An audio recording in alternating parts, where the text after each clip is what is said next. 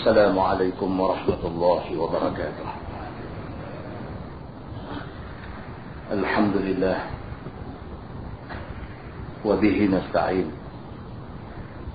أشهد أن لا إله إلا الله وحده لا شريك له، وأشهد أن سيدنا محمدا عبده ورسوله،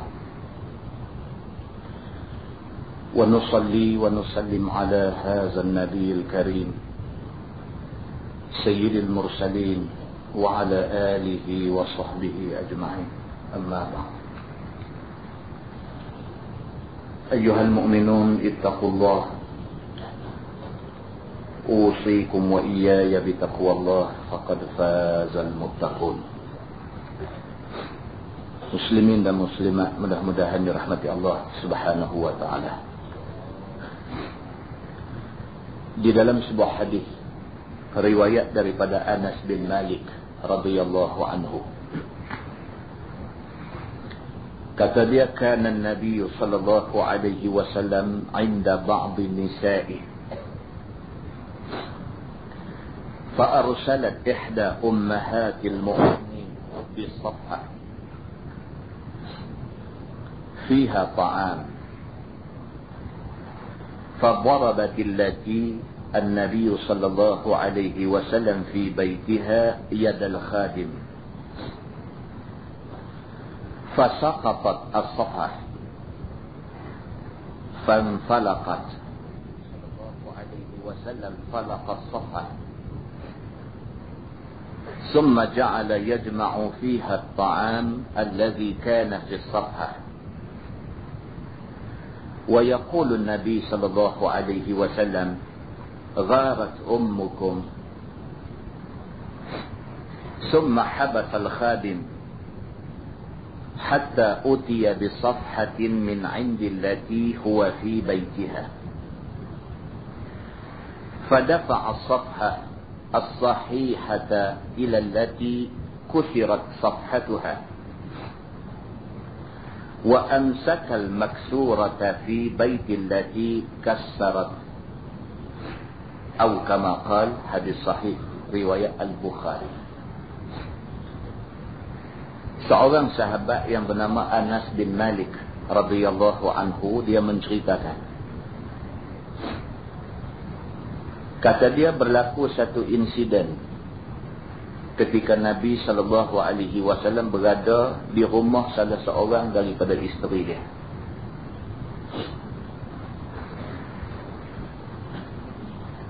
Dijelaskan salah seorang daripada isterinya itu ialah Aisyah radhiyallahu anha. Benda ni berlaku ketika Nabi SAW berada di rumah isterinya yang bernama Sayyidatina Aisyah radhiyallahu anha. فأرسلت إحدى أمهات المؤمنين بصفح. Pada satu hari, salah seorang daripada isteri Nabi telah mengirimkan satu mangkuk makanan kepada Nabi sallallahu alaihi wasallam. Fiha ta'am. Dalam bekas itu ada makanan. Nabi ada ramai isteri. Maka pada hari itu giliran Nabi di rumah isterinya yang bernama Sayyidatina Aisyah. Waktu Nabi itu ada di rumah Aisyah, isteri Nabi hak lain yang tak disebut siapa dia, telah kirim satu piring, satu mangkuk makanan kepada Nabi sallallahu alaihi wasallam. فضربت التي النبي صلى الله عليه وسلم في بيتها يد الخادم. Apabila makanan itu dibawa oleh seorang khadam ke rumah Aisyah, bila sahaja khadam ini sampai di rumah Aisyah, Aisyah tampak tangan khadam yang bawa makanan ini. Fasaqatat as-safha, terlepas mangkuk makanan itu jatuh ke atas lantai. Fanfalaqat, maka pecahlah mangkuk itu. Itu insiden dia. Nabi duduk ada rumah Aisyah. Waktu Nabi duduk rumah Aisyah, isteri Nabi hak lain kirim satu bekas makanan mai ke rumah Aisyah ni, nak bagi Nabi makan masakan dia. Bila sampai di rumah Aisyah, khadam yang membawa makanan ni nak bagi ke Nabi. Belum sempat dia bagi ke Nabi, Aisyah mai tanya dulu makanan apa ni. Oh, abang kata isteri lain bagi. Dia tampak tangan khadam ni terlepas mangkuk tu, maka pecah mangkuk makanan yang nak dikirim kepada Nabi SAW ini. Fajama'a Nabi SAW falaqa safah. Nabi SAW yang ada di situ pada masa tu, Nabi tak kata apa. Nabi cuma pergi kutip mangkuk makanan hak pecah tu. Nabi kutip. Summa ja'ala yajma'u fiha at-ta'am alladhi kana fi safah. Kemudian Nabi kutip makanan yang bertabung atas lantai tu. Ini hadis ni nak cerita tentang akhlak Nabi. Bukan kita. Nabi SAW yang berpoligami, yang isteri ramai juga pernah jumpa keadaan yang seumpama ini. Kita ni piring terbang langsung lah. Ya.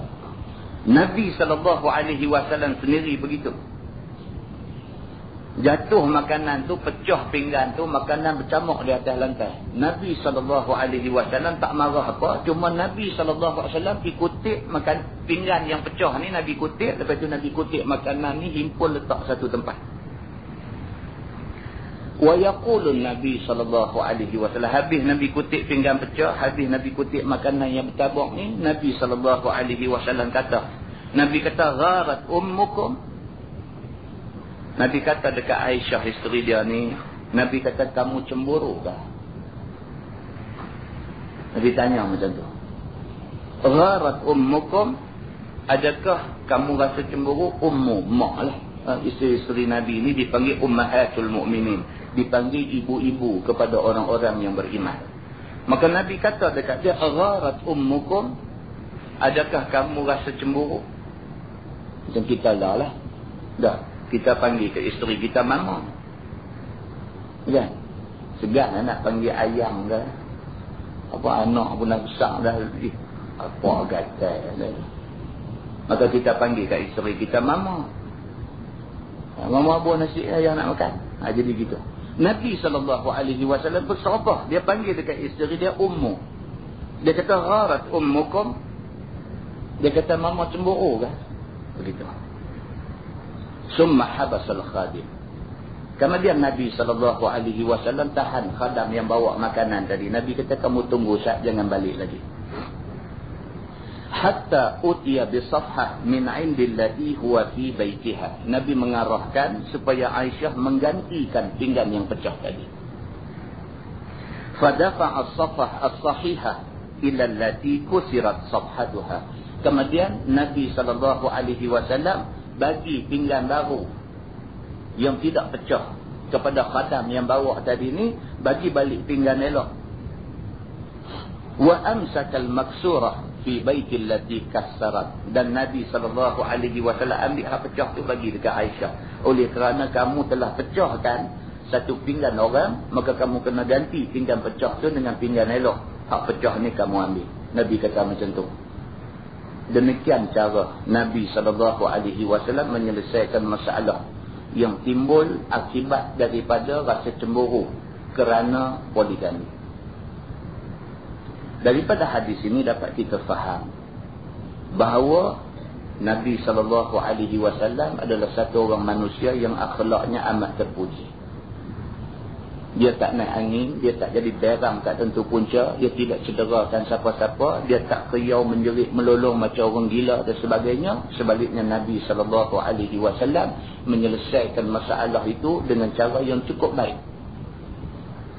Dan penyelesaian itu adalah penyelesaian yang wajar diambil contoh oleh semua orang. Di dalam sebuah hadis lain riwayat daripada Ibni Abbas radhiyallahu anhu.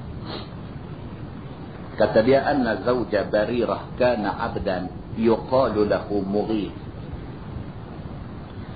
Wa ka'anni anzuru ilayhi yatufu khalfaha yabki. Wa dumu'uhu tasilu 'ala al-lihyatayn. Wa dumu'uhu tasilu 'ala lihyatihi. فقال النبي صلى الله عليه وسلم لابن عباس يا ابن عباس ألا تعجب من حب مغيث بريرة ومن بغض بريرة مغيثة فقال لها النبي صلى الله عليه وسلم لو راجعته فإنه أبو ولدك. قالت بريرة يا رسول الله أتأمرني؟ قال النبي صلى الله عليه وسلم إنما أنا شفيع. قالت بريرة فلا حاجة لي فيه، أو كما قال. hadis sahih riwayat Al-Bukhari, An-Nasai dan Abu Dawud. Hadis ni diriwayatkan daripada Ibni Abbas, sepupu Nabi sallallahu alaihi wasallam.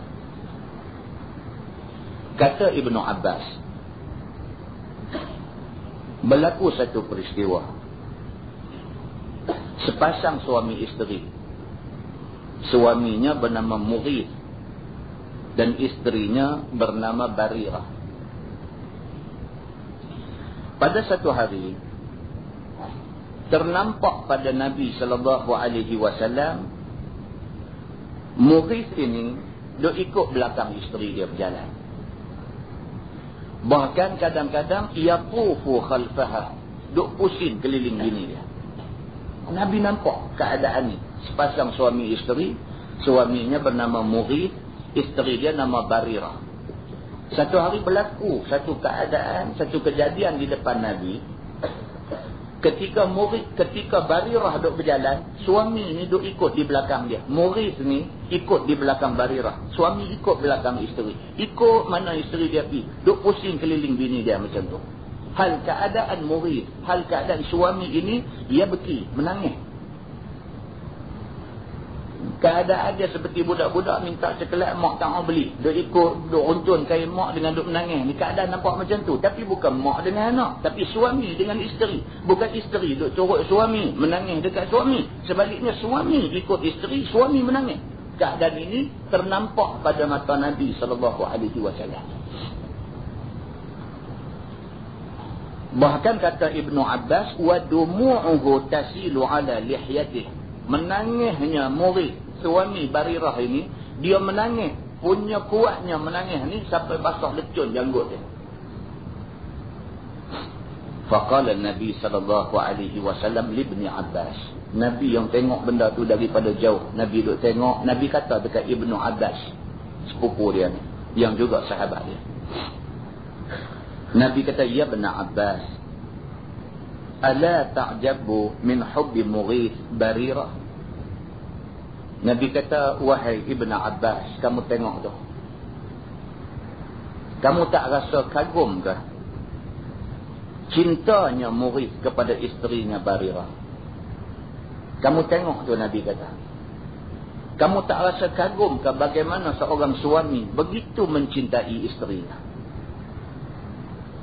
Wa min bughdi Barirah Mughithan, dan tidakkah kamu rasa pelik Barirah ini benci sungguh kepada suaminya Mughith? Keadaan jadi macam tu. Yang suami ni punya sayang bini ni sampai bini tak mau ke dia, dia hambat bini dia, ikut belakang bini dia, pusing bini dia sambil menangis, merayu kepada bini dia. Dan isteri pula punya tak suka, punya benci, punya meluat dekat suami sampai macam tu. Nabi tanya dekat Ibn Abbas, Nabi kata, cuba kamu tengok, kamu tak rasa kagum ke kecintaan suami kepada isteri, dan kamu tak rasa pelik ke bencinya isteri kepada suami ini? Faqala laha Nabi sallallahu alaihi wasallam.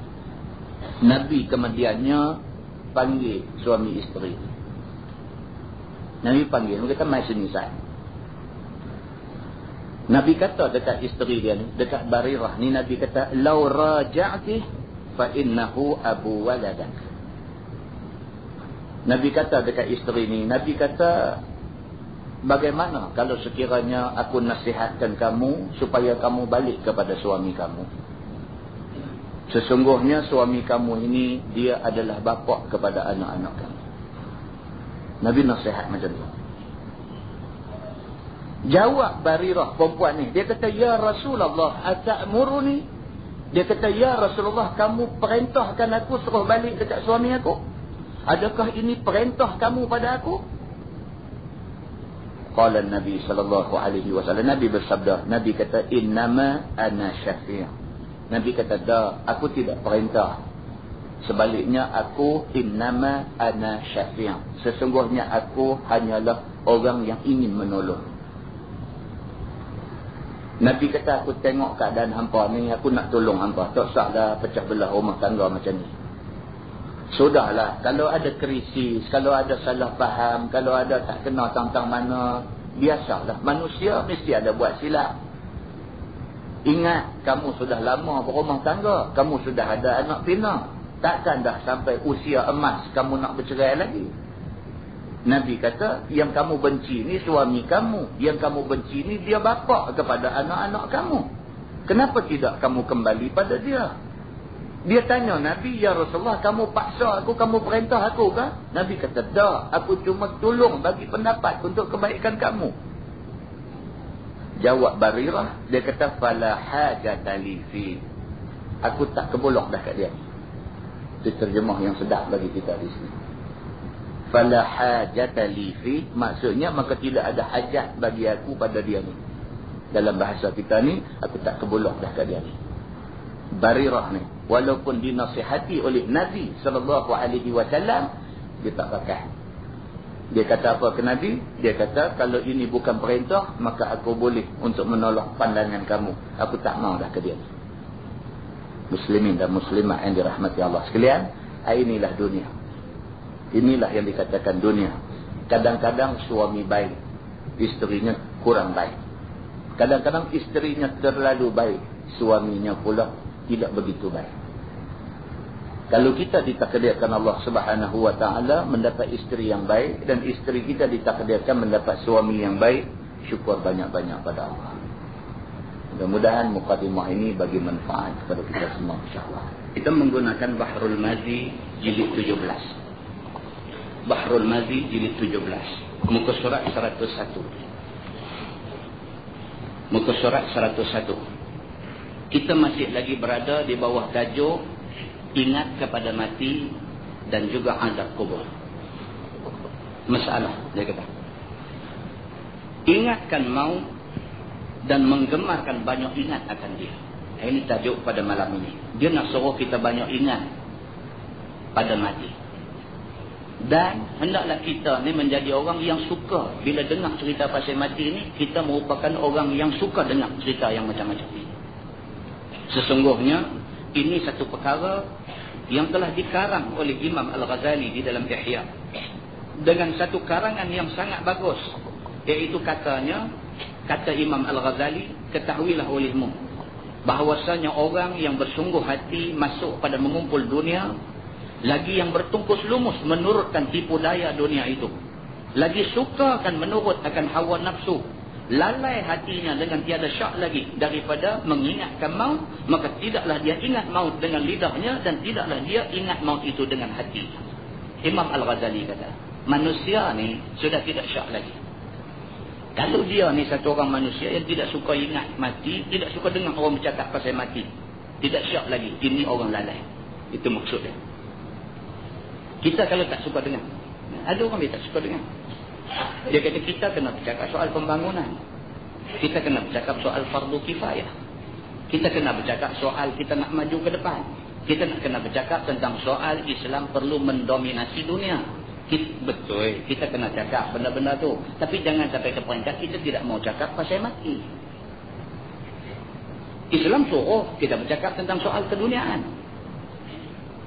Allah sebut dalam Quran, a'udzubillahi minasyaitonir rajim, wabtaghi fima ataka Allahu ad-daral akhirah wa la tansa nasibaka minad dunya.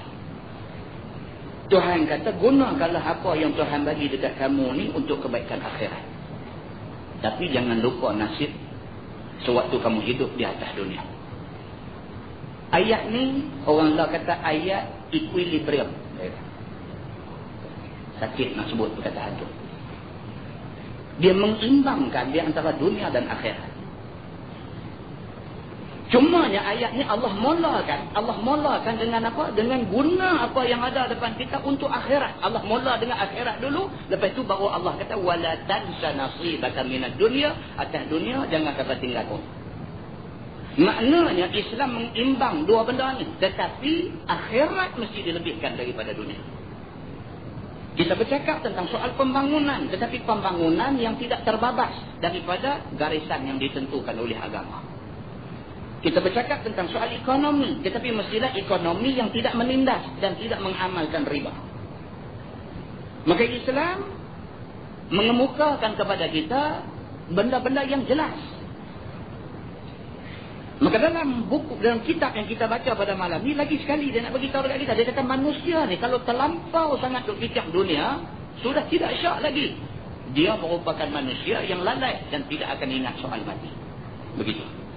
Dan apabila ingat dia akan dia, nescaya benci dia dan lari dia daripadanya. Bahkan ada orang bila dengar pasal mati, lagu satu macam dia nak lari. Tak mahu. Mati ni tak mahu. Dan dia kata benda ni tak usah cakap. Benda ni biasa lah. Siapa pun satu hari mati, tak payah cakap pun kita mati. Dia kata macam tu. Dan kalau orang cakap juga pasal mati, dia bangkit lari. Dia kata di sini, dia kata mereka itulah yang difirmankan Allah dalam Quran. Tuhan sebut dalam Quran tentang orang yang tak suka dengar pasal mati, yang nak lari apabila dengar persoalan mati. Firman Allah, a'udzubillahi minasyaitonirrajim, qul innal mauta alladhi tafirruna minhu fa innahu mulaqikum summa turadduna ila 'alimil ghaibi wasyahada fayunabbi'ukum bima kuntum ta'malun. Sadaqallahul azim. Maksudnya katakanlah olehmu wahai Muhammad, bahawasanya maut yang kamu lari daripadanya itu, maka bahawasanya berjumpa sekalian kamu akan dia.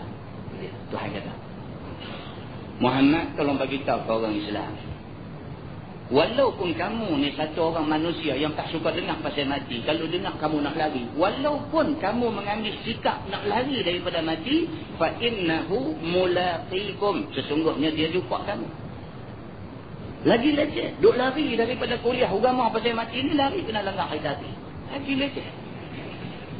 Mati dalam keadaan nak lari daripada kuliah ilmu. Baik, awak malam ni kereta ramai parking banyak ni, malam ni ngaji tu kot, jom kita belah. Lari. Dia tak mau mengaji, dia berasa silap pergi beli rumah tepi masjid. Dia berasa silap. Dia berasa silap, dia nak jual pun tak laku rumah ni, dia jadi satu majai dalam perut kan ni. Pasal apa? Pasal orang duk main mengaji ni cerita dia tak boleh lari daripada nak cakap pasal soal mati. Dia tak suka benda-benda macam ni. Lari. Nampak orang main dia lari. Walaupun dia mengambil sikap nak lari daripada peringatan agama, nak lari daripada orang bercakap soal kematian dan sebagainya, fa innahu mulaqikum, dia pasti jumpa kamu, mati tetap jumpa kamu. Kemudian dikembalikan sekalian kamu kepada alam ghaib dan alam asy-syahadah, maka dikhabarkan sekalian kamu dengan barang yang ada memperbuat oleh sekalian kamu. Kita mati esok balik ke alam ghaib yang kita cerita lalu. Semua ghaib benda kita bercakap. Kita bercakap tentang soal orang nak mati, datang malaikat maut. Waja'a malakul maut, dan datang malaikat maut. Malaikat maut ini benda gaib. Tak pernah nampak. Macam mana rupa malaikat maut, kita tak pernah nampak. Malaikat orang yang dekat nak mati, Allah nampakkan kepada dia. Bagaimana malaikat maut itu datang? Kalau sekiranya dalam pakaian serba putih, itu bermakna dia min ahli sa'adah. Yang nak mati ni orang-orang baik-baik. Tapi kalau malaikat maut mai dalam keadaan pakaian serba hitam, maka ketahuilah kamu adalah ahli syaqawah, kamu ahli ataupun orang jahat-jahat. Nampaklah. Sebelum sampai saat, sebelum sampai detik kematian yang dekat ni, sebelum ni soal malaikat, soal ghaib tidak nampak. Soal masuk dalam kubur yang cerita kita baca bulan 11 dulu ni, cerita kata kubur ni dia akan renyah kita sampai berselisih tulang rusuk dan sebagainya, ini soal ghaib. Cerita kata dalam kubur ni Allah Subhanahu wa taala kawakmai kepada orang-orang yang tertentu sab'ina tinina. Bulan 11 punya kuliah dulu. Allah kawakmai dalam kubur ni sab'ina tinina. 70 ekor naga. Ataupun 70 ekor ular besar. Yang ular besar ataupun naga ini sekali dia bernafas, apa juga pokok tumbuh-tumbuhan yang ada di depan dia hangus semua sekali. Sekok aja bernafas, apa yang ada depan dia hangus semua sekali. Allah hantar di dalam kubur itu sab'in. Bukan sekok, sab'in. 70 ekor Allah hantar dalam kubur. Ini soal ghaib. Soal menguji sejauh mana orang Islam nak percaya dengan benda ni. Kalau kamu memilih untuk percaya, mudah-mudahan percaya kamu itu membawa kebaikan di akhirat. Tapi bagi orang yang dengar benda ni, dia kata ini benda cerita dongeng, ini semua khayalan dan sebagainya, maka dia sudah barang pasti akan menemui kesusahan di hari akhirat ini. Muslimin dan muslimat yang dirahmati Allah sekalian. Maka orang yang hidup mati, bila mati dia dikembalikan ke alam ghaib. Maka semua benda yang dia hanya dengar selama ni, pada hari itu dia akan melihat dengan matanya sendiri. Maka pada hari itu yakin sudah tidak membawa makna lagi. Muslimin dan muslimat yang dirahmati Allah sekalian. Kemudian pondang bawah tu dia ulang benda yang sama. Kita langkah terus muka surat 102. 102 bawah sekali kita tengok. Dia kata, dan yang lebih memberi bekah pada segala jalan, ingatkan mati itu pada hati. Ni dia nak cerita pula macam mana kita nak buat bagi kita ni jadi manusia yang ingat mati. Macam mana? Dah, kadang kita cuba nak ingat mati ni, dia tak mahu. Masa duduk dalam kuliah ni, ingat. Duduk dengar, lagi berat suara ustaz ni, lagi kita duduk terempan. Habis-habis semayang Isya apa semua sah lera, turun saruk kasut tu lupa dah. Pasal apa kata lupa? Pasal saruk kasut kawannya. Kalau dia ingat soal mati, dia tak pakai kasut kawan dia. Dia dengan kerana dia pakai kasut kawan dia jadi susah. Dengan kerana dia buat bagi kawan tu susah, kawan tu mati. Kawan tu berdosa pasal mati dia. Tapi kawan tu berdosa kerana dia curi kasut tu. Maknanya jenis orang tak ingat mati. Macam mana kita ni nak jadi orang yang boleh ingat mati? Dia kata. Iaitu, dia kata, ingatkan mati itu di hati. Iaitu, membanyakkan ingat akan taulan handai yang telah lalu mereka itu dahulu daripadanya. Kita mau ingat orang kita kenal selama ni, berapa orang dah yang mati. Kawan kita. Kuliah kita bola sebelah dulu. Habis kuliah turun, saya pergi ke belakang tu, jumpa satu sahabat kita. Allah Ustaz, dia kata cerita pasal mati ni, kawan saya baru mati petang tadi. Ni lepas kuliah ni nak singgah pergi tengok mayat. Kata nak simpan malam ni juga. Kata, ni bola sebelah punya kuliah. Mati muda. Tak tahu pasal apa. Mati muda. Jadi orang yang berkenaan, bila dia main, dia dengar kuliah macam ni, dia lagi rasa. Pasal apa? Pasal dia baru dapat berita nak main masjid, dia tak orang telefon, abang kata kawan ni mati. Dia lagi terasa. Pasal apa? Kawan tu muda macam dia. Baru kemarin bersembang sekali. Baru pagi tadi bagi satu call kat dia, sembang tak ada apa-apa. Satu petang ni nak keluar main masjid, nak main sembang maghrib, dia bertelefon, abang kata meninggal. Benda tu memberi kesan pada hati dia. Maka cara kita nak ingat mati ni apa dia? Dia kata kita mahu ingat siapa yang kita kenal dulu, yang hari ni dah mati dah. Mahu ingat balik mereka ni semua. Maka diingat akan kematian mereka itu. Ingat pula kalau mereka ni mati dalam bentuk tragedi. Mahu ingat balik macam mana tragedi itu. Ada orang mati dalam keadaan yang mata kasar kita tengok nampak husnul khatimah. Mata kasar kita tengok nampak macam dia mati ni husnul khatimah. Dengar sujud semayang misalnya musim hujan, musim angin kuat, dia sujud semayang asar, tiba-tiba dengan kehendak Allah pokok besar sebelah rumah tumbang, gam bagi atas belakang. Di kampung saya ada seorang meninggal banyak tahun dulu, orang perempuan mati dalam kain telekuk. Dengar sujud semayang, pokok nyok lah, bom bagi atas belakang. Macam tu punya kematian kita tengok, alhamdulillah. Kalau kita dipilih oleh Allah macam tu, kita reda. Kita reda. Walaupun kena hempak dengan pokok, kita reda kerana mati itu dalam kain telekung, dalam wuduk, dalam sujud semayang kepada Allah. Kita reda. Kita ingat bentuk-bentuk kematian yang macam ni. Dan tempat rebahnya di bawah, yakni di bumi. Dia kata orang yang mati semua sekali dikebumikan.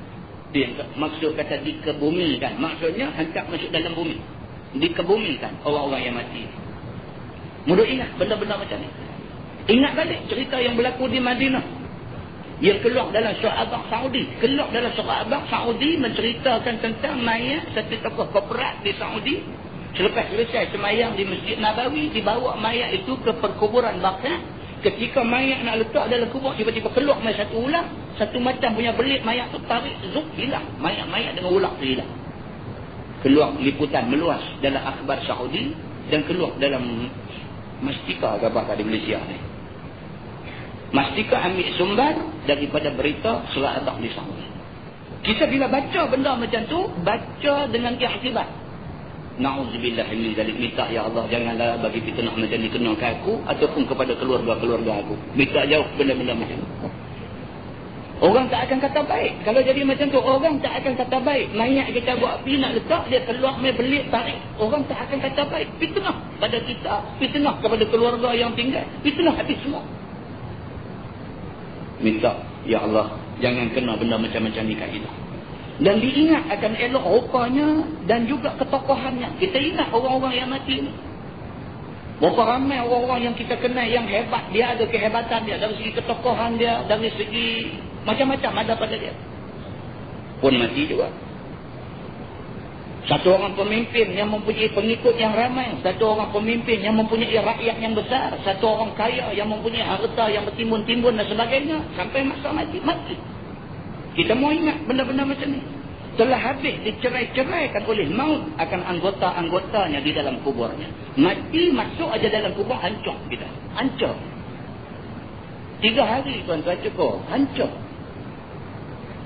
Seminggu. 14 hari. 40 hari. 100 hari. Tinggal tulang kita ni. Atas dunia sebelum mati nampaknya hebat. Nampaknya goh. Nampaknya cukup. Mati saja masuk, minta 3 hari saja. Lelah. Bilik-bilik mata ni lubang habis dah. 3 hari saja. Demikianlah hinanya manusia di depan Allah Subhanahu wa ta'ala. Hak hebat ni. Bagi masa seminggu habis kehebatannya. Dan telah dijadikan oleh maut akan bujang janda segala isterinya. Mati kita, isteri janda. Habis. Dan dijadikan yatim segala anak-anaknya. Tak sangka. Tan Sri Yahya yang mati dengan helikopter tu. Sangka nak mati? Tak sangka. Tak sangka. Tapi sampai masa mati dia. Tinggal segala perniagaan, segala kekayaan, segala semua tinggal habis. Serta-merta mati dua-dua suami isteri, anak-anak yatim piatu. Tidak disangka-sangka. Dan habis segala hartanya. Habis. Bila mati ni harta tak ada. Habis. Kita tak tahu orang ada harta tak ada harta. Sehinggalah isteri dia berkelahi dengan dia, isteri dia tuntut 10 juta. Baru kita tahu, Syekh ni ada 10 juta rupanya. Mati kita, bukan kata 10, 100 juta, 1 bilion, 4,6 bilion pun habis di sini. Tak boleh buat apa. Kita baca sahabat dia keluar sekali dulu ni, 100 orang paling kaya di Malaysia. 100 orang yang paling kaya di Malaysia. Dalam 100 itu dia kata ada 2 orang yang Melayu. Nombor 1 paling kaya Tan Sri Robert Koch. Dia kata Raja Bula. Dengan aset bernilai 4,6 bilion. Seorang pula. Budak-budak tanya apa? Ustaz, banyak mana kamu orang 1 bilion? Dia kata kalau saya tenda kamu, saya bilang 1 sampai 1 juta. Agak-agak kamu berapa hari baru siap bilang. Duduk di penyuruh kelas tu bilang 1 sampai 1 juta. 1, 2, 3, 4, 5 daripada start pukul 7.30 pagi. Pukul 5 saya kita main tanya berapa dah. Dia kata baru 500 ribu. Dia kata baru 500 ribu. Pukul 5 tak berhenti, tak makan, tak minum, mesti semayang saja. Baru 500 ribu. Tu baru nak 1 juta. Dia ni ada 4,6 bilion. Bukan million, bilion. Mati tinggal tuan-tuan. 4,6 bilion kan? Berapa bilion? Tinggal tuan-tuan. Kita mati, kita dengan kain kapan, dengan amalan kita di menghadap Allah Subhanahu wa ta'ala. Lagi banyak, lagi lambat dia kira. Muslimin dan muslimah yang dirahmati Allah. Dan telah kosong daripada mereka itu masjid-masjid dan madrasah-madrasah dan tempat-tempat duduk. Bila mati aja, tak main lah masjid ni. Ada orang, dia main masjid ni, tempat tu tempat dia. Tapi kita tengok orang macam ni. Dia kalau pergi masjid, kalau pergi surau, kalau pergi tempat mengaji, ada satu tempat tu tempat dia. Sampai orang takut nak duduk orang. Dia tak berubah. Apa parking lot tubuh nama dia tak ada. Tapi orang tahu dah tang ni tempat tu haji ni. Kalau kosong tu makna dia tak main. Kerana dia kalau pergi, itulah tempat dia. Satu hari bila dia mati, kita tengok tempat tu, kita teringat dia. Kita tengok tempat tu, kita teringat dia. Tang ni dia duduk selalu ni. Kan? Maka tinggallah tempat-tempat kosong. Dia kata di masjid, di madrasah, dan mana-mana tempat duduk dia tinggal kosong. Ni semua ni benda yang boleh dijadikan iktibar kita. Kita kena ingat. Kita tengok nanti teringat Allah kata dulu masa dia ada, Allah yarham hidup kami. Ingat. Kosonglah tempat tu. Pasal apa? Pasal dia sudah meninggal dunia. Dan tidak tinggal lagi bekas-bekas mereka itu pun. Tak ada apa dah. Habislah. Bila mati ni habis. Habis. Tak ada apa dah. Maka sebagaimana diingat akan orang kemudian daripada seorang dan dikenang dalam hati segala halnya dan kelakuan mautnya itu, dan nampak rupa tokohnya itu, dan teringat akan rajinnya dan cergahnya dan angan-angannya bagi hidup dan kekalnya, dan lupanya akan mati itu, dan terpedaya ia dengan menurutkan dan mengikutkan kehendak asbab kehidupannya, dan bergantung ia kepada kuatnya dan ketetapannya, dan cenderungnya kepada tertawa-tawa dan bermain-main, dan lalainya daripada barang yang dihadapannya daripada mati yang segera dan kebinasaan yang cepat, dan bahawasanya bagaimana ia berulang-alik padahal sekarang sudah runtuh kakinya dan sendi-sendi. Kita bila ingat benda ni kita mau ingat kan. Oh dia ni masa hidup dulu macam gasin tak ada tali orang kata. Gasin tak ada tali tak boleh pusing, tapi dia ni tak ada tali pun pusing boleh. Cergah ni Allah yang mengetahui. Jalan pergi balik, kira tang mana kita pergi jumpa dia, pergi Bukit Kayu Hitam dia, kita pergi balik Danok jumpa dia, lepas sikit pihaknya dia juga patah balik main belah batu sebagian, hang ada juga tang mana pergi dia ada. Hari ni tak ada, mati lah. Dulu cukup cergas berjalan cepuh sana sini. Hari ni semua sendi-sendi dia hancur dulu habis lah. Maksud mati dah, masuk dalam kubur ulat dia makan habis kepala lutut belai habis lah, tak ada apa. Demikianlah hakikat kematian. Yang tu dia nak abang kata mati. Bila sampai satu peringkat Allah matikan kita, jadi macam tu habis segala kecergasan kita ni. Padahal sekarang sudah dimakan ulat akan lidahnya. Kalau dulu dia ni boleh betul-betul bercakap dengan baik, hari ni lidah habis semua kena makan ulat. Dan dulu dia sedang elok tertawa, padahal sekarang sudah dimakan tanah akan gigi. Dulu boleh sembang belah, boleh gelak belah. Kalau gelak tu macam gergasi gelak, satu kedai bukan tengok dah. Orang lain gelak juga tapi tak lagu dia. Oh, bukan main hebat dia ni. Bila mati habis gigi-gigi semua dimakan ulat, dia kata. Dan telah ada yang mentadbir bagi dirinya barang yang tidak berhajat kepadanya kepada 10 tahun di dalam waktu yang tidak ada antaranya dan antara maut itu beberapa bulan saja. Umur dah 80 dah. Umur dah 90 dah. Umur dah tua dah. Nak buat rumah banglo lagi. Karun lah. Nak buat rumah banglo bagi orang umur 80 tahun, bagi orang umur 90 tahun ni, dia kata ni buat satu barang yang dia tak berhajat kepadanya. Tak berhajat dah. Umur 80, 90 dia tak buat dah. Rumah harga sampai ratus ribu sampai juta ni tak payah buat dah. Umur bila main 80, 90 ni, masjid ni patut jadi rumah dia. Tang mana ada mengaji sampai, tang mana ada benda-benda baik ni kita ada. Ini sesuai dengan orang umur 70, 80, 90.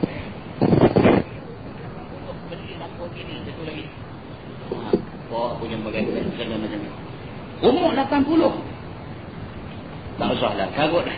Dia pergi buat satu benda, satu barang yang tidak berhajat kepadanya. Sedangkan dia kata tak lama selepas dia memiliki benda tu, berapa bulan lepas tu dia mati.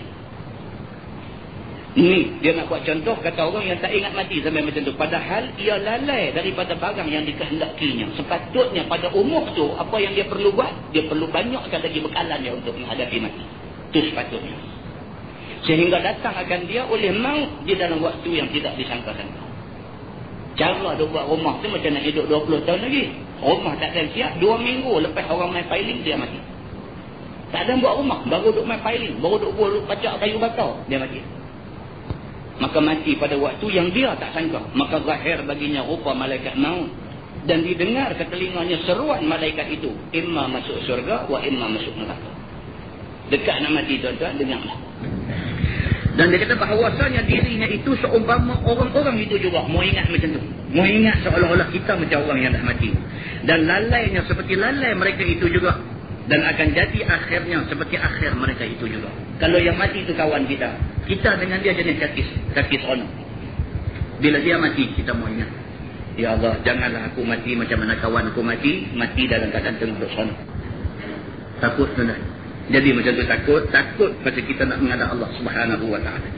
Dia bawa hadis di situ, dia kata qala Abu Darda, "Idza zakarta al-mauta fa'adda nafsaka ka ahadihim." Kata Abu Darda radhiyallahu anhu, apabila ingat kamu akan orang-orang yang mati, maka bilanglah dirimu seorang daripada mereka itu. Bila kita teringat kawan yang mati, kita pergi ziarah orang mati, kita pergi tengok pengkebumian satu mayat yang baru mati dan sebagainya, mahu ingat kalaulah aku jadi dia ni, apa agaknya yang aku duk jumpa, yang aku duk dengar di telinga aku lah ni. Mahu ingat macam tu, dia kata. Wa qala Ibn Mas'ud, as-sa'id man wa'adha bi ghairihi. Dan telah berkata Abdullah bin Mas'ud radhiyallahu anhu, bermula orang yang berbahagia itu adalah orang yang mengambil iktibar dengan orang lain. Dia kata orang yang as-sa'id, orang yang bahagia ialah orang yang bila dia tengok satu benda berlaku depan dia, dia ambil iktibar untuk dia. Ambil iktibar untuk diri dia sendiri. Wa qala Umar bin Abdul Aziz, ala tarawna annakum tujahhizuna kulla yawmin ghadiyan aw ra'ihan ila Allah azza wa jalla, tad'unahu fi sad'in min al-ardi قد توسد التراب وخلف الأحباب وقطع الأسباب. Dan telah berkata Umar bin Abdul Aziz rahimahullahu ta'ala dalam khutbahnya, tidakkah nampak sekalian kamu akan diri kamu bersediakan tiap-tiap hari akan orang yang berjalan pergi ataupun berjalan pagi ataupun berjalan petang kepada Allah Subhanahu wa ta'ala. Ni Umar bin Abdul Aziz, dia khalifah yang digelar Umar Al-Thani, Umar yang kedua, kerana sifat dia banyak persamaan dengan Umar Al-Khattab yang kita cerita tadi. Umar bin Abdul Aziz biasa satu malam baca Quran, jumpa ayat yang menyentuh tentang pemimpin. Pada masa itu dia jadi khalifah. Bila dia baca, jumpa satu ayat yang menyentuh tentang pemimpin yang berlaku zalim kepada orang yang duduk di bawah dia. Dia bila jumpa ayat itu menangis sampai ke pagi. Malam tu diisi dengan menyemak balik. Selama tempoh dia jadi khalifah, dia jadi pemimpin ni, ada tak ada dia ambil satu tindakan, yang tindakan itu dianggap sebagai menzalimi orang. Dia semak balik sampai ke pagi. Menangis air mata tak kering. Ni Umar bin Abdul Aziz. Dia sebut dalam khutbah dia. Dia bagi tahu kepada orang yang duk dengar ni. Dia kata di situ, tidakkah nampak sekalian kamu akan diri kamu bersediakan tiap-tiap hari akan orang yang berjalan pagi ataupun berjalan petang kepada Allah Subhanahu wa ta'ala. Dia kata hampa duk tengok kematian. Pagi petang ada orang mati. Mati maksudnya berjalan menghadap Allah. Hampa tiap-tiap hari, pagi tengok ada orang mati, petang tengok ada orang mati. Hampa duk tengok orang mati tiap-tiap hari ni, dia kata, tidakkah hampa dapat ambil satu yang tibar daripada kematian yang duk jadi ni? Kita dengar orang mati ni kerana nak berebut di semayang mayat. Bukan nak ambil yang tibar atas kematian orang tu dah, pergi berebut nak semayang mayat. Lepas tu dah orang bagi envelope, turun duduk buka di bawah tu. Buka-buka mati pula. Dia kata RM2 dia kata. Mai macam ni punya jauh awak dia nak kita pakai ayam juga. Macam ni tak sah semayang mayat lah. Tak betul, saya cakap terang-terang, kalau macam ni sikap tu ada ke kita, tak sah semayang mayat. Orang bubuh RM2 dia mati, tak sah semayang mayat. Ada berlaku di satu masjid tu, dapat RM2, itu imam cerita. Dapat RM2, dia mai balik jumpa tu imam ni. Dia kata ni, saya kalau RM2 tak bagi kau ya. Bagi. Tuan-tuan, kita dengar pun kita rasa awak sampai macam ni. Awak semayang mayat ni apa? Punca cari makan kan? Tak macam tu lah. Kita semayang ni ibadah. Lebih-lebih lagi kita semayang ni pasal apa? Pasal yang mati tu kawan baik kita. Yang mati tu adik-beradik kita. Yang mati tu orang kampung kita. Yang mati tu orang yang dekat dalam hidup kita. Hari ni dia mati. Kita semayang ni sebagai satu khidmat penghabis yang kita boleh bagi ke dia. Kita semayang ni, kita mai semayang ni kerana apa? Kerana yang mati ni kawan kita, kerana yang mati ni adik-beradik kita, yang mati ni orang kampung kita. Kita semayang ni sebagai satu khidmat, satu pertolongan penghabis yang kita boleh bagi ke dia. Lepas ni dia mati dah, tak boleh buat apa dah. Dia buka dia RM2, dia bagi balik satu imam. Dia kata kalau RM2, dia kata Saya bagi tu Muslimin dan muslimat yang dirahmati Allah sekalian. Leceh sampai macam tu. Sedangkan agama dia kata apa? Dia kata kita ni bila tengok kematian kena ambil iktibar. Tengok kematian yang mati ni kawan kita. Dia ni sama umur dengan kita. Hari ni dia mati. Bila? Kita ni bila? Mudah ambil iktibar macam tu. Hari ni dia mati. Kita tengok orang yang main semayang mayat. Tengok cucuk guru pun ramai. Alhamdulillah. Aku mati. So ada nak dapat peluang macam ni. Dia mau ada macam tu. Tuan-tuan, kita kalau kita mati, cucuk guru mana alim-alim, hak warak yang amanah dengan ilmu apa semua ni, mereka ni mai semayang mayat kita. Allahu Akbar, tuan-tuan. Doa mereka ni makbul di sisi Allah. Doa mereka ni mustajab di sisi Allah. Mereka mai semayang, mereka minta, Allahumma ghafir lahu. Ya Allah, ampunkan dia ni. Doa dia ni Allah dengar. Kita mau orang macam-macam ni mai semayang mayat kita ni. Kalau kita mati, kita mau hajat sangat kalau mereka boleh mai. Kita pergi semayang, kita tengok keadaan orang aduk semayang tu, kita duk perhati, tengok, ya Allah, kata esok ada tak ada peluang macam ni nak dapat ke aku bila aku mati esok. Muslimin dan muslimat yang dirahmati Allah sekalian. Sekalian kamu tidurkan dia di dalam lubang daripada bumi. Kita bila pergi di tanah perkuburan, tempat orang tanam mayat, kita tengok tu, mau ambil iktibar, tengok mayat tu orang letak dalam kubur tu, kita duk tengok kain putih semata-mata.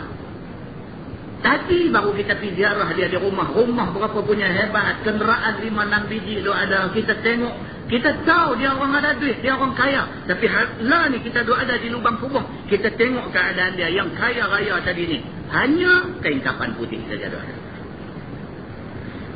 Kita tengok dalam lubang, dalam kubur tu tanah aja lah. Bukan ada batu marmer, tak ada terazu, tak ada tiles.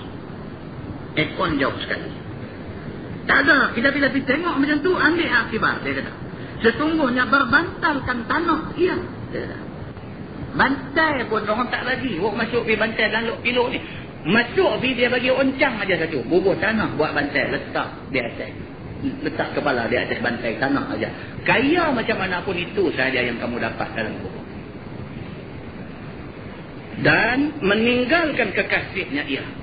Habis. Mati ni tuan-tuan. Tuan sahabatlah kita sayang isteri kita. Setara mana punya sayang pun tinggal. Tuan sahabatlah kita sayang ke anak-anak kita ni. Tuan sahabatlah kata kita tak harap nak tinggal anak kita ni. Tuan sahabatlah Tuan sahabat bagi excuse dekat Tuhan. Sampai masa iza jaa ajaluhum la yastakhiruna sa'atan wa la yastaqdimun. Bila sampai aja masa tidak lewat dan tidak awal walau 1 second. Tuan sahabat dekat Tuhan, ya Allah jangan bagi saya mati lagi ni. Saya tak boleh lah, anak saya kecil ni dia memerlukan saya. Tak ada excuse tuan. Bila kita tengok kematian, iktibar yang macam ni kita mau ambil. Bukan dia kira, benda ni dia tak kira. Kita kalau nak kira, kita bersedia apabila pun tak sedia. Anak kecil buat sabit ke Tuhan, saya tak mati dia anak kecil. Dah anak besar apa semua, ada pula alasan lain pula bagi. Ya Allah, saya ni tak boleh mati lagi. Pasal apa? Saya ni anak julung tu baru nak dapat cucu. Dan bila betul-betul anak mati? Tuhan kata ni, hang ni betul-betul bila nak mati ni sampai...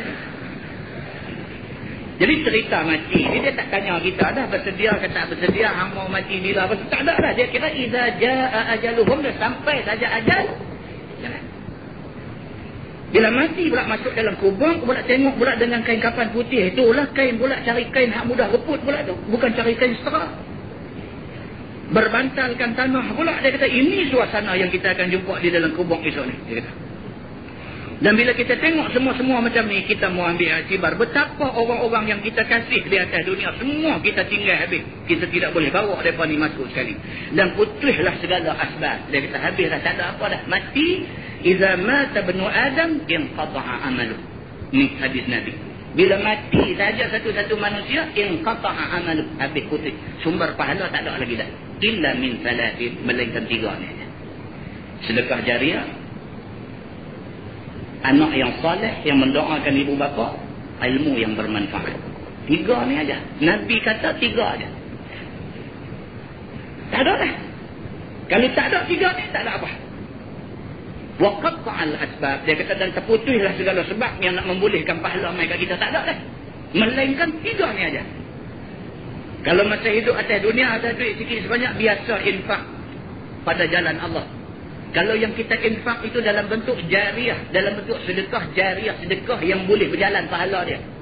Bagi tikar semayang ke masjid, ataupun bagi duit untuk orang beli tanah untuk nak digunakan oleh masjid. Ni semua sedekah jariah.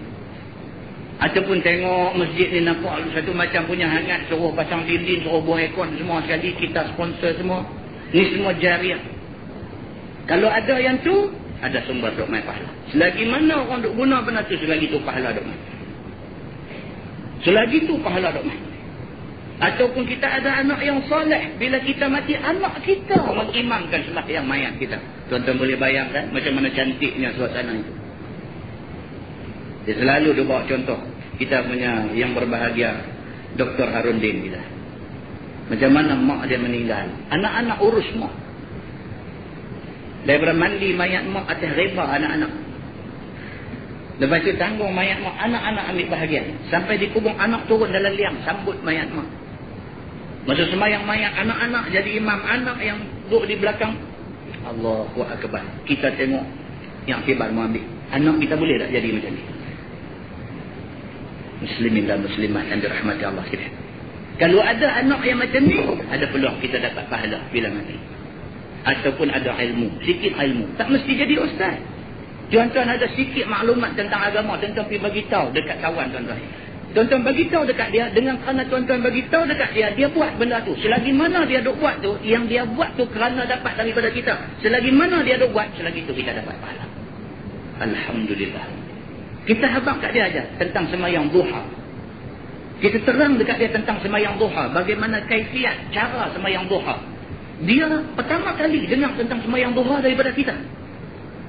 Dan bila dia dengar tu, dia terus buat. Dan dia dah buat ni daripada dia umur 20. Kita habaq dekat dia sampai dia umur 60 dia dah buat.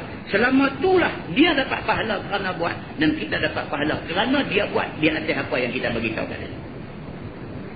Muslimin dan muslimah yang dirahmati Allah sekalian. Maka dia kata di sini, orang yang mati itu terputus segala asbab dia. Maka sentiasalah terkenang dan terfikirkan segala ini, fikiran dan seumpamanya. Serta masuk tanah perkuburan dan melihat akan orang-orang yang mati. Kita masuk tanah perkuburan, tengok masa orang ke bumi mayat dan sebagainya. Itu yang iktibar cukup banyak. Cukup banyak iktibar. Dan ahli-ahli balak ialah orang yang selalu memberi bekas ingatkan mati itu di hatinya. Sehingga boleh dikalahkannya atas kira-kira jadi dia sebagai di hadapan mata. Maka pada waktu itu hampirlah mau bersedia baginya dan berjauh daripada negeri tipu daya itu. Orang yang banyak ingat mati ni, dia dengan dunia ni dia akan jadi korang. Dia akan jadi korang, dia tak gelut sangatlah. Dia buat kerja, bukan kata dia tak buat kerja. Dia buat kerja, tapi dia tak buat kerja sampai menggadai agama. Tuan-tuan ramai tuan-tuan, orang hari ni kerja sampai gadai agama. Ramai. Bukan kata menjaga besar-besar. Menjaga cak kuih tiaw tepi jalan aja, boleh tak semayang. Tuan-tuan, betul benda ni. Kita bila bercakap tentang orang menjaga lupa agama, kita main dalam kepala kita orang menjaga besar-besar. Dah tuan-tuan. Hak duk jual cak kuih tiaw tepi jalan ni pun tak semayang, bukan sikit. Saya tidak kata semua, tapi bukan sikit. Hak duk menjaga kecil ni pun tak semayang. Sibuk dengan duk masak di kedai makan ni, tak semayang tuan-tuan. Tengok-tengok pukul 5, lorong tak semayang. Daripada maghrib orang duk masuk kedai main makan ni, dia dengan kalut-kalut maghrib masa sat saja, pak dia dah masuk Aisyah. Allah, dia kata tak semayang. Kita ayak duk dayak dari mana? Tak semayang maghrib. Kita ayak ada atas kepala. Pasal apa? Bila buh kita ayak tu orang ada confidence sikit main makan kedai dah. Dia tak semayang maghrib. Lebih teruk lagi, bulan puasa, buat masak juga, jamu pula orang yang tak puasa. Yang ini lagi teruk. Muslimin dan muslimat yang dirahmati Allah sekalian, ini kita nak kena jaga. Yang ni adalah tanda-tanda yang menunjukkan bahawa orang ni dia gelut dengan dunia. Bagus, kita tengok menjaga dia bagus. Tengok menjaga kedai makan saja, bukan menjaga besar-besar. Menjaga kedai makan dia, dia buat peluang kereta elok-elok pakai dan sebagainya. Kita tumpang bangga pasal dia orang Islam, dia boleh maju macam tu. Kita tumpang bangga dari segi usaha dunia dia. Tapi kalau kita tahu kata dia sampai tak semayang, punya duk ulun cari duit macam tu, kita tak mau jadi macam ni. Muslimin dan muslimah yang dirahmati Allah. Yang Islam mau ialah kuat buat kerja, tetapi kuat agama. Macam yang disebut oleh Nabi SAW, kalau di tangan kamu masih ada benih, dan kamu tahu kata esok nak kiamat, benih yang di tangan itu tanam juga. Nabi kata, menunjuk kata kita disuruh berusaha, tapi jangan sampai gelut mencari dunia sampai menggadai agama. Muslimin dan muslimat yang dirahmati Allah sekalian. Dia kata, maka ingat dengan zahir hati dan hujung lidah, sedikit jua faedahnya pada memberi takut dan memberi ingat itu. Kalau kita boleh ingat, duk sebut aja mati, hati tak apa ingat sana. Duk sebut aja pasal mati, zahir aja nampak macam kita ingat mati, hakikatnya kita tak ingat mati. Itu boleh gagah, dia kata, pasti ingat juga. Berbanding dengan orang yang tak mau langsung bercakap pasal soal mati. Maka sebagaimana sedap hatinya dengan sebab sedap suatu daripada dunia, maka sayogialah ingat dengan lekahnya bahawasanya tak dapat tidak baginya bercerai dengan dia. Dia ni bercerai dengan dunia dengan tidak syak lagi. Kita mau ingat satu hari kita akan mati juga. Dunia hak kita duduk lah, kita akan tinggal juga. Yang ni jangan duk lupa. Muslimin dan muslimat yang dirahmati Allah sekalian, wallahu a'lam. Lepas ni kita masuk bab atharul hasir fi jandi Rasulillah sallallahu alaihi wasallam. Lepas ni dia habis dah cerita tajuk mati, dia nak cerita pula macam mana orang yang ingat mati pula hidup mereka macam mana. Tajuk yang akan datang ni dia kata atharul hasir, kesan tikam. Kesan tikam fi jandi Rasulillah sallallahu alaihi wasallam, pada rusuk Nabi sallallahu alaihi wasallam. Nak cerita kata Nabi ni tidur atas tikam. Tikam yang dibuat daripada daun tamar. Nabi tu, manusia yang sehebat itu, walaupun 1400 tahun dah Nabi SAW wafat, meninggal dunia, sampai hari ni orang dah sebut nama Nabi Muhammad SAW. Manusia yang macam ni punya hebat, 1400 tahun orang dah sebut lagi dia, dah sebut lagi ajaran dia, dah sanjung lagi dia. Hidup di atas tikam yang dianyam daripada daun tamar. Sahabat di rumah dia bangkit nampak kesan, nampak bekas berbatik badan dia ni kerana kesan tikam daun tamar. Itu hidup Nabi SAW. InsyaAllah panjang umur, kita baca pada bulan depan. Wallahu a'lam. اللهم صل على محمد في الأولين والآخرين وسلم رضي الله تبارك وتعالى عن ساداتنا وصفات سيدنا رسول الله أجمعين. بسم الله الرحمن الرحيم. الحمد لله رب العالمين حمدا يوافي نعمه ويكافئ مزيدا. يا ربنا لك الحمد كما ينبغي لجلال وجهك وعظيم سلطانك. رضينا بالله ربا وبالإسلام دينا وبمحمد نبيا ورسولا. اللهم افتح علينا فتوح العارفين وارزقنا فهم النبيين بجاه خاتم المرسلين. اللهم فقهنا في الدين وعلمنا التأويل واهدنا صراطك المستقيم. اللهم أرنا الحق حقا وارزقنا اتباعه وأرنا الباطل باطلا وارزقنا اجتنابه. اللهم اجعل جمعنا جمعا مرحوما وتفرقنا من بعده تفرقا معصوما. وصلى الله على محمد وعلى آله وصحبه وسلم والحمد لله رب العالمين. السلام عليكم.